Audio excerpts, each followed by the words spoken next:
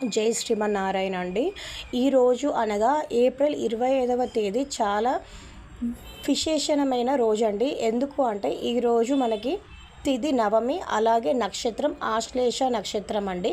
రాముల వారు మనకి నవమి నాడు జన్మించారు కాబట్టి, అలాగే మనకు స్వామివారికి ఇష్టమైన ఆదిశేషుని నక్షత్రం ఆశ్లేష నక్షత్రం కావున ఈరోజు ఎవరైనా సప్త శనివారాల వ్రతము స్టార్ట్ చేయాలి అనుకున్న వాళ్ళు ఎవరైనా ఉంటే వాళ్ళు ఈరోజు మంచిగా స్వామివారికి నమస్కారం చేసుకొని స్టార్ట్ చేయండి. చాలా మంచి జరుగుతుందండి. నేను కూడా ఈరోజు మంచి రోజు అని చెప్పేసి వేకోజామునే లేచి నావి అన్ని పనులు పూర్తి చేసుకొని స్వామివారికి మంచిగా చలివిడి దీపారాధన చేశానండి. ఇంకోటి, నేనైతే ఎటువంటి ఆడంబరాలకైతే వెళ్ళలేదండి. నాకున్న బడ్జెట్లో నేనైతే స్వామివారికి అయితే ఈ విధంగా అయితే పూజ చేసుకున్నానండి.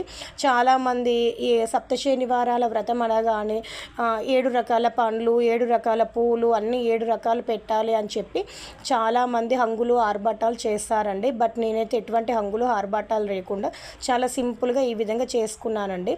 స్వామివారికి కావాల్సింది భక్తి శ్రద్ధ మాత్రమేనండి, హంగులు ఆర్భాటాలు కాదు.